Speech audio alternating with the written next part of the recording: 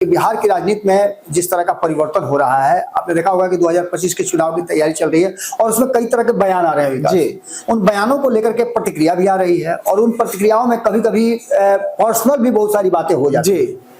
इसी कड़ी में एक जो नीतीश कुमार के खेमे में और नीतीश कुमार के सबसे करीबियों में से कहे जाते हैं अशोक चौधरी, उनको लेकर के और उनके राजनीतिक जो यात्रा है, राजनीतिक जीवन है, उसको लेकर के प्रशांत किशोर ने कमेंट किया था।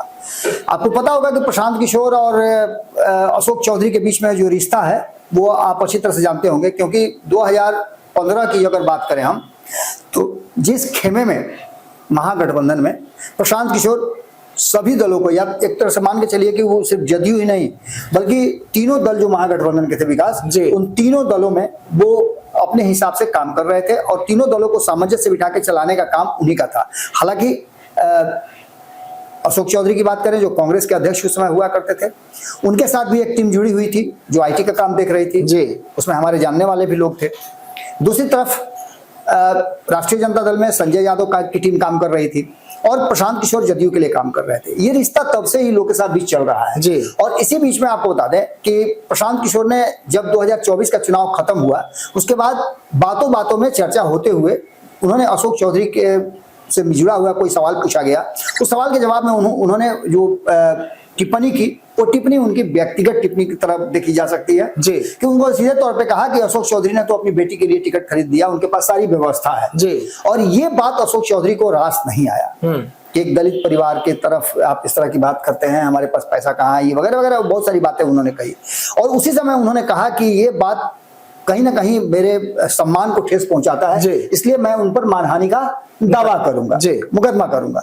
और इसी बात को लेकर के जो उन्होंने बात तब कही थी, अब वो कोर्ट चले गए हैं। अब इस बात को लेकर के आप निश्चित रूप से समझ सकते हैं कि प्रशांत किशोर की भी प्रतिक्रिया आ गई है।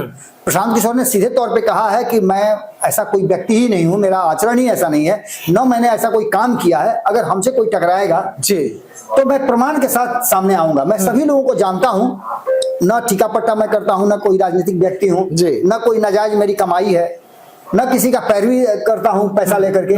वो सारी बातें उन्होंने जुड़ा दिया है और जोड़ने के बाद उन्होंने साफ साफ कर दिया है कि अगर इस तरह का कोई कार्रवाई होती है या बात होती है, मुझे जब कोर्ट के द्वारा खोजा जाएगा तो मैं और भी कई पोल पट्टी है जो खोलूंगा। यानी कि आप मान के चलिए कि चुनावी साल में ये मामला जो है और ज्यादा पेचीदा होता जा रहा है और व्यक्तिगत टिप्पणियां भी अब लगातार होंगी, ये भी आप इनकार नहीं कर सकते। क्योंकि चुनावी साल है तो हर कोई अपना ग्राफ बढ़ाने के लिए और अपने आप को, अपने नेता का गुडबुक में अपने आप को रखने के लिए बहुत सारी बातें करेगा। देखना होगा कि अब क्या आगे कुछ निकल के आता है, कोर्ट का फैसला क्या होता है, कोर्ट में किस तरह से इस मामले को